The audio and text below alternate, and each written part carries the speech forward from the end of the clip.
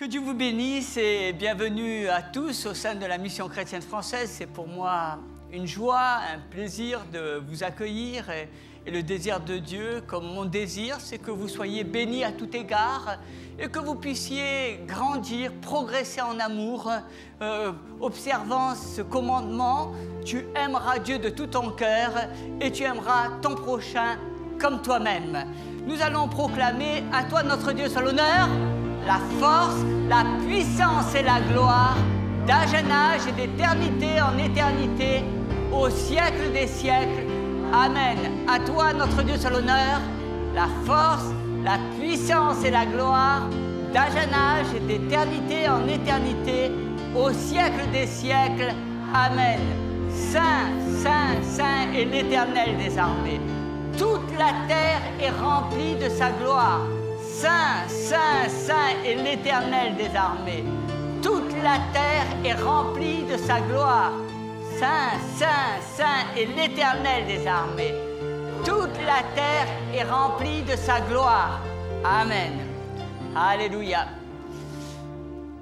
Si vous voulez que vos vies progressent, vous devez être concentré. Vous n'avez pas le temps de tout faire. Et tout le monde est d'accord avec cela. Et tout n'est pas d'égale valeur. Jésus a dit qu'il y a deux choses qui sont les plus importantes dans la vie, plus que toute autre chose, aimer Dieu et aimer son prochain. On appelle le plus grand commandement. La question qui a été posée à Jésus, quel est le plus grand commandement, ce qui est le plus important dans la vie? Et Jésus a répondu, tu aimeras le Seigneur, ton Dieu, de tout ton cœur, de toute ton âme et de toute ta pensée et de toute ta force. C'est le premier et le plus grand commandement.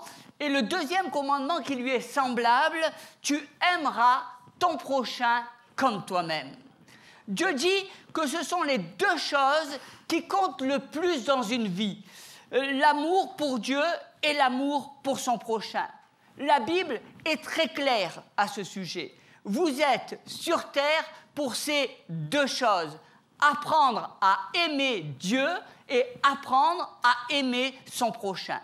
La vie nous donne l'occasion de mettre en pratique cette grande leçon que représente l'amour. La vie n'a pas pour but l'acquisition, à quel point je peux obtenir.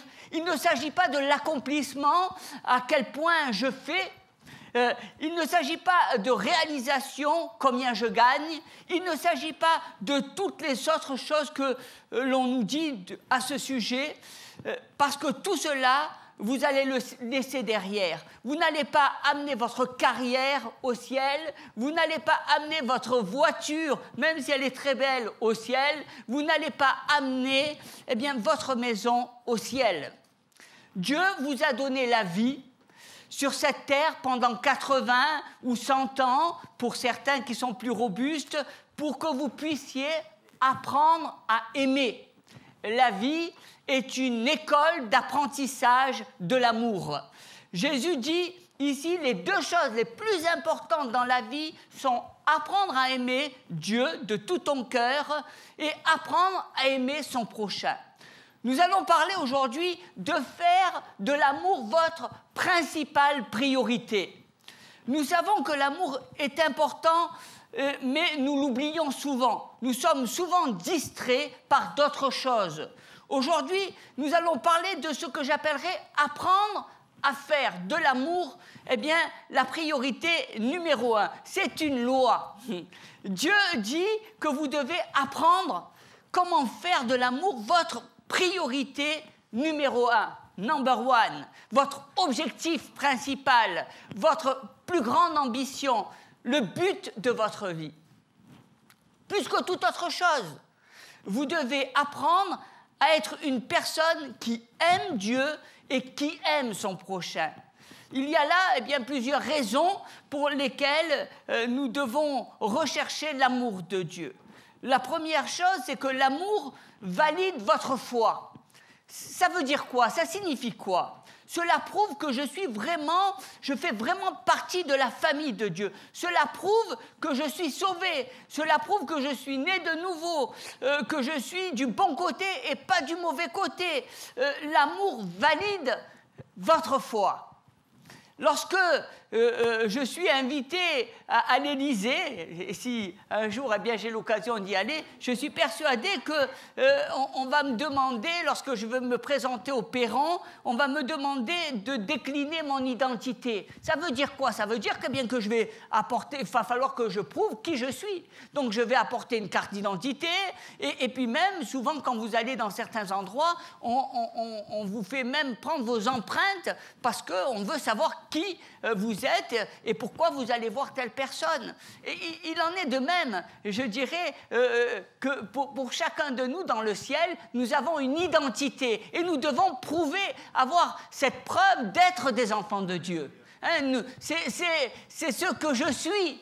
Et l'amour, valide notre foi. C'est elle qui nous donne cette carte d'enfant de Dieu. C'est elle qui nous donne, de faire partie de la famille de Dieu. C'est l'amour qui nous donne, d'être ses enfants nés de nouveau.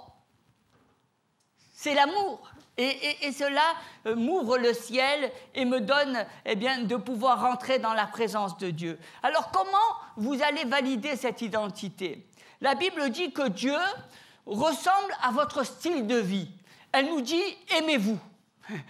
Aimez Dieu de tout ton cœur, aimez votre prochain comme vous-même.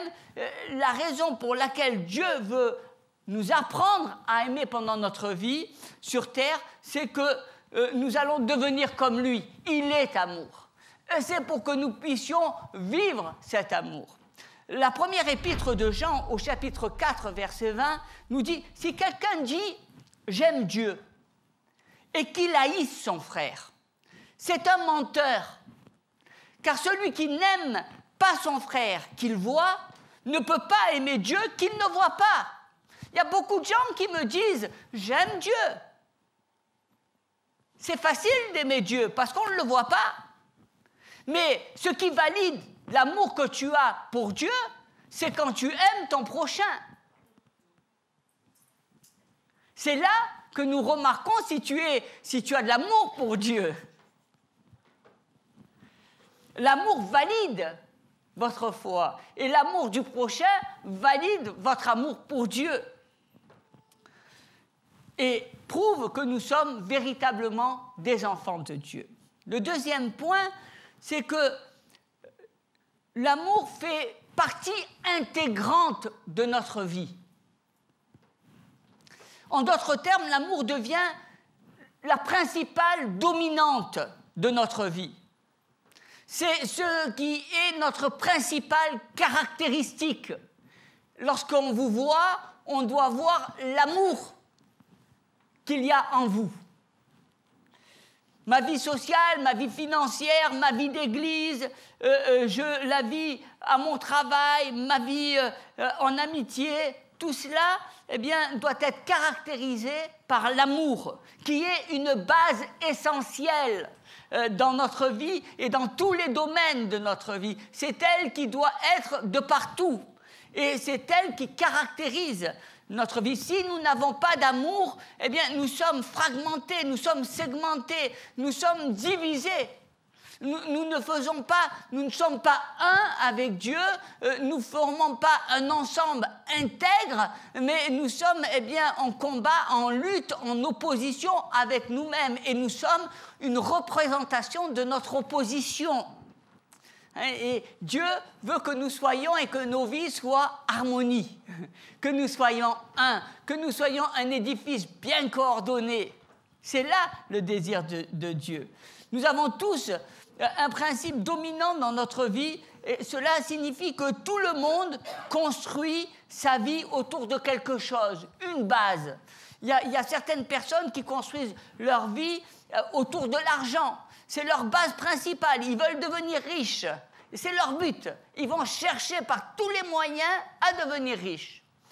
Il y a certaines personnes qui construisent leur vie sur la gloire, être connus, avoir une bonne réputation. Et ils vont chercher par tous les moyens à être populaires, à avoir un bon sourire, à ce qu'on les applaudisse. Il y en a d'autres qui vont chercher la réussite sociale et ça se mesure au travers de la fonction qu'ils occupent dans leur travail et c'est pour eux un but. Et je dirais que tout cela c'est bien, mais sans amour, nous nous rendons compte que nous ne sommes rien. Ce n'est pas la priorité. Dieu a placé la priorité, le commandement numéro 1, et notre priorité doit être l'amour. Il y a beaucoup de principes dominants que vous pouvez appliquer dans votre vie. Mais ce dont vous avez besoin avant tout, c'est quelque chose de très fort dans votre cœur qui vous permettra d'être toujours debout. Malgré les tribulations, malgré les problèmes, malgré les tremblements de terre, malgré les ouragans, c'est l'amour qui nous permet de tenir ferme, c'est l'amour qui nous permet de résister, c'est l'amour qui donne un sens à votre vie. Il peut y avoir des difficultés, il peut y avoir des combats, il peut y avoir des conflits, on peut vous critiquer, on peut vous calomnier, mais sachez que si vous avez de l'amour, vous serez fort et victorieux. C'est l'arme la plus forte, l'arme la plus résistante, la plus victorieuse que Dieu nous ait donnée. La Bible dit que la chose la plus forte, c'est l'amour. L'amour pour Dieu et l'amour pour son prochain. L'amour devient la base essentielle de votre vie et vous apporte tout l'intérêt que vous donne l'autre. Colossiens chapitre 3, verset 14, « Mais par-dessus tout, revêtez-vous de l'amour qui est le lien de la perfection, que la paix de Christ, à laquelle vous avez été appelés pour former un seul corps, règne dans vos cœurs. » Alors, on voit bien que tout ce qui fait la caractéristique de notre vie, tout ce qui lie nos centres d'intérêt, c'est l'amour, c'est le liant, c'est le ciment. C'est ce qui fait que nous sommes vivants et ce qui donne à notre vie cette intégrité. L'amour compense, en troisième point, nos péchés. Ça, c'est quelque chose d'extraordinaire. C'est quelque chose d'extraordinaire et c'est une bonne nouvelle. C'est vraiment une bonne nouvelle lorsque vous comprenez cela. Cela signifie que lorsque je fais des erreurs, lorsque je pèse, lorsque je vis avec mes défauts, Dieu dit, ma première question, et non pas est-ce que tu as péché, mais la première question que Dieu va nous poser, c'est est-ce que tu m'as aimé? Ça, c'est quelque chose de formidable. Parce que c'est là, est-ce que tu aimes mon fils bien-aimé Jésus-Christ? L'amour couvre une multitude de péchés. Ce qui compte le plus pour Dieu, c'est l'amour que nous avons pour lui et pour notre prochain. La Bible nous dit dans 1 Pierre chapitre 4 verset 8, « Avant tout, ayez les uns pour les autres un amour constant, car l'amour couvre une multitude de péchés. » Il est parlé d'un amour constant, pas d'une amourette. Vous savez, les amourettes d'un mois, de 2 mois, de 3 mois. Un amour qui dure. Un amour que vous avez entre les individus, un amour qui existe et qui est réel. Cet amour-là, il est dit que par amour, lorsque vous avez cet amour, Dieu couvre une multitude de péchés. Une multitude. Pas un, pas deux, une multitude. Qu'est-ce que cela veut dire? L'amour couvre une multitude de péchés. Il y a 2 significations à cela. Tout d'abord, cela signifie que lorsque vous aimez notre Seigneur Jésus-Christ, sachez qu'il vous aime. Cet amour, elle est réciproque. Il vous aime. Et parce qu'il vous aime, il couvre vos fautes, vos péchés. C'est cela qu'il a accompli à la croix. C'est par amour qu'il nous a purifiés, lavés de tout péché. C'est la signification de la croix. Il a donné sa vie pour nous, par amour. Et cela, eh bien, couvre tous les péchés que chacun de nous ayons pu faire commettre dans notre vie. C'est l'amour qui couvre le péché. Et ça, c'est quelque chose de formidable. Et c'est la raison même pour laquelle Jésus-Christ est mort à la croix. On a du mal à comprendre ces choses-là. Mais pensez à celui qui était à la croix et qui, eh bien, lui, n'était pas chrétien, il n'était pas né de nouveau, il n'avait pas... Mais simplement, il a reconnu Jésus comme Fils de Dieu. Et cela lui a ouvert les portes du ciel. C'est une grâce merveilleuse à laquelle, eh bien, le Seigneur nous a ouvert la porte. Moi, j'entends toujours ce message d'amour qu'est l'Évangile. Jésus qui dit « Je suis prêt à mourir pour toi, parce que je t'aime ». C'est ça la croix, c'est un message d'amour et Dieu nous aime tellement. Jésus dit que parce qu'il t'aime, tout ce que tu as fait et tout ce que tu feras sera pardonné.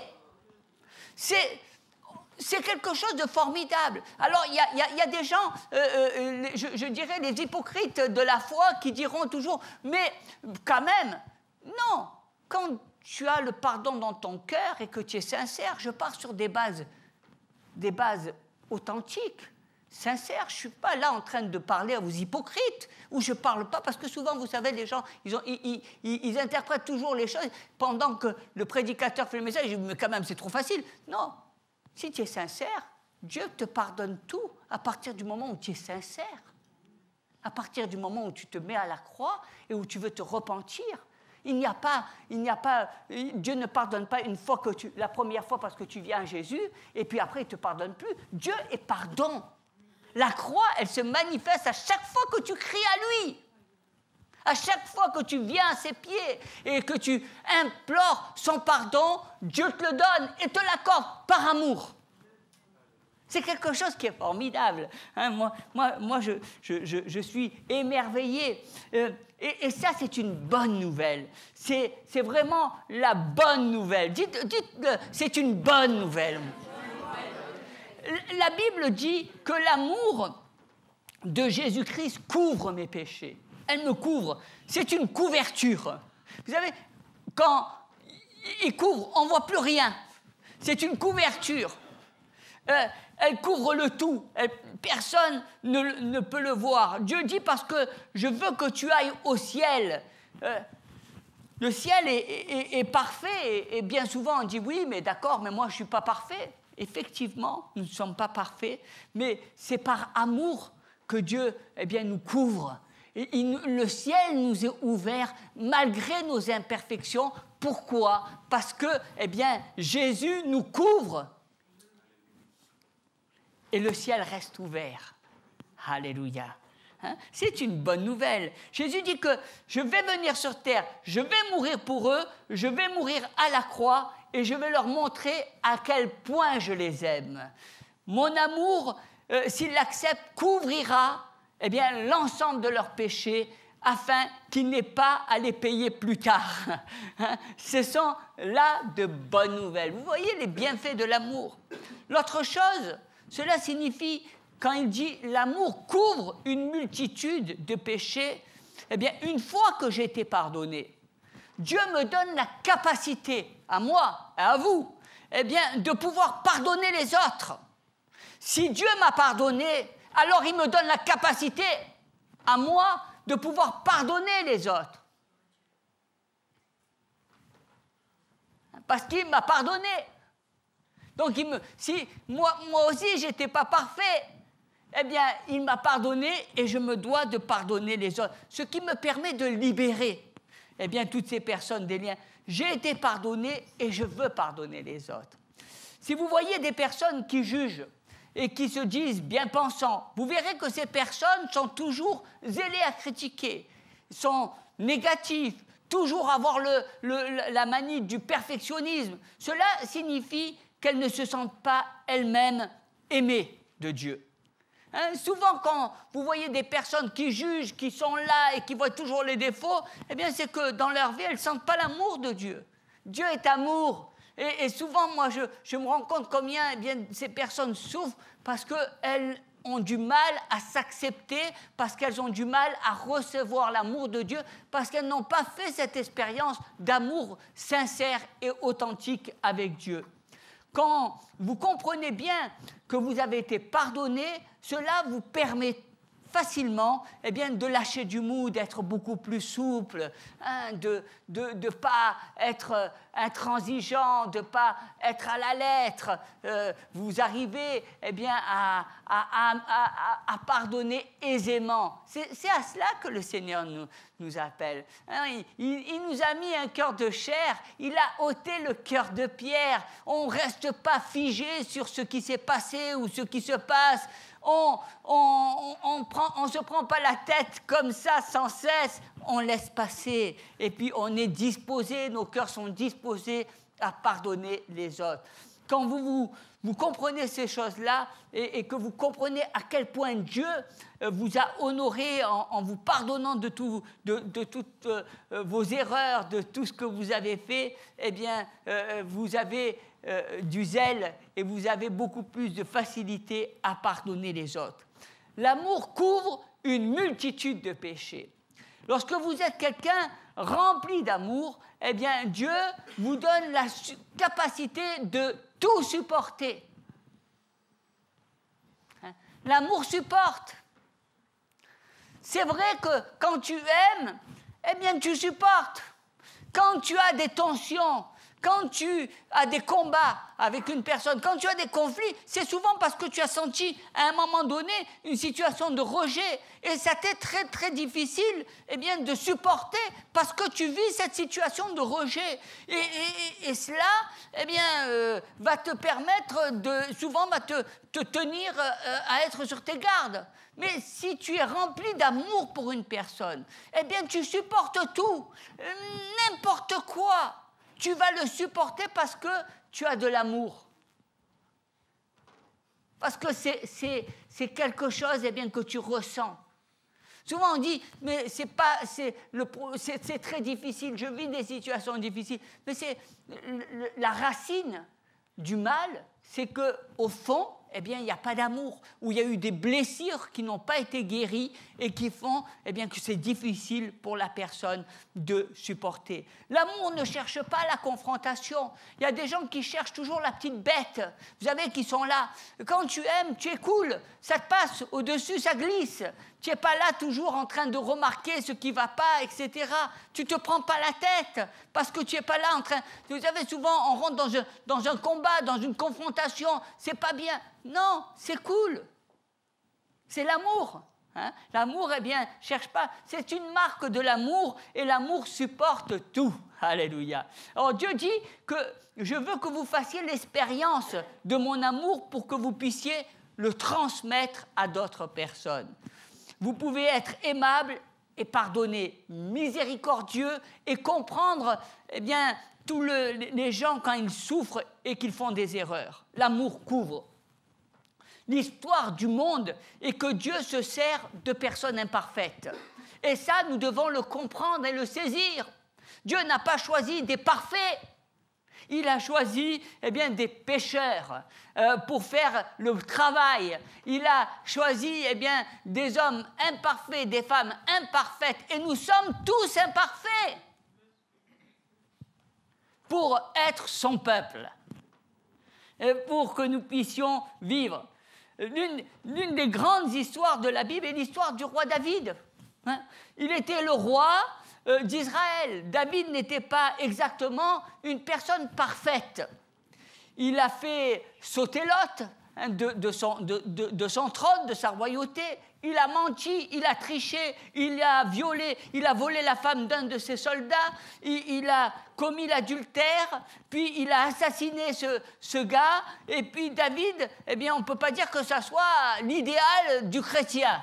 Hein, je crois que s'il y avait beaucoup de David dans l'Église, eh bien, il serait certainement très critiqué et il ne serait pas regardé avec de bons yeux. Mais la seule chose qui a joué en faveur de David, c'est que c'était quelqu'un qui aimait Dieu et qui, quand il faisait quelque chose de pas bien, eh bien, il allait se repentir. Il était conscient de ses erreurs. Il demandait pardon. Il savait qu'il n'était pas parfait. Il a fait beaucoup de bêtises. Mais à chaque fois, eh bien, il était sincère. Il allait demander pardon à Dieu. Et Dieu le pardonnait. Et pourquoi Dieu l'a pardonné? Parce qu'il dit qu'il a trouvé, eh bien, en David un homme selon son cœur. Il a trouvé un homme qu'il aimait. Peut-être que toi, tu ne le vois pas, que David aimait Dieu. Mais Dieu voyait son amour. Nous ne voyons pas, eh bien, à quel point les êtres aiment Dieu. Mais lui le sait. Lui discerne le vrai du faux. Dieu dit au sujet de David qu'il était un homme selon son cœur. Cela peut prêter à confusion, mais il n'en demeure pas moins que c'est réconfortant. Dieu, quelque part, est déroutant. Comment peut-il dire cela? Qu'on regarde à la vie de David et comment, eh bien, on peut regarder à ce que Dieu puisse dire « David était un homme selon mon cœur ». Comment peut-on regarder à cela? C'est réconfortant parce que ça nous montre qu'on est tous un petit peu comme des David. C'est réconfortant. On n'est pas parfait. On n'est pas dans le ciel, on a nos imperfections. Alors si, eh bien, Dieu aimait David de telle sorte, il peut t'aimer à toi aussi. Il peut t'aimer malgré tes imperfections, malgré tes erreurs, malgré quelquefois, eh bien, qu'il t'aime. Et ça, c'est réconfortant, parce que la porte, elle est ouverte. Jusqu'au retour de Jésus, elle est ouverte. Alléluia. Moi, j'aime ça. C'est encore plus important que votre perfection. Il y a des gens qui cherchent à être parfaits. Il y a des gens qui cherchent à avoir une bonne attitude. Il y a des gens qui cherchent à avoir un bon comportement. Ils sont parfaits sur terre, mais ils sont secs, ils sont vides, ils n'ont rien. Ils sont passés à côté de l'essentiel. C'est pas ça que Dieu recherche. Il vaut mieux avoir quelqu'un, eh bien, qui a fait peut-être des erreurs, mais cette personne, elle aime Dieu. Elle a fait l'expérience de Dieu. Elle est remplie d'amour pour le prochain. Elle donnerait sa peau pour les autres. Elle est remplie d'amour, eh bien, avec les personnes avec qui elle vit. Elle est remplie d'amour avec ses parents. Elle est remplie d'amour avec son conjoint. Elle est remplie d'amour avec ses voisins. Elle est amour. Et ça n'a pas de prix. C'est le gage, eh bien, de votre foi. C'est ce qui fait que vous êtes vraiment des personnes nées de nouveau. Moi, je bénis le Seigneur pour cela. Dieu ne regarde pas, c'est une bonne nouvelle de savoir que... moi, souvent, quand je regarde certaines personnes, je dis, tu vois, cette personne, elle n'est pas parfaite. Mais qu'est-ce qu'elle aime Dieu? Et parce qu'elle aime Dieu, eh bien, Dieu couvre ses erreurs. Parce qu'elle aime. Parce qu'il voit. Moi, peut-être toi, tu ne vois pas, mais Dieu voit. Parce que c'est lui qui est le maître de tout. Nous ne sommes rien.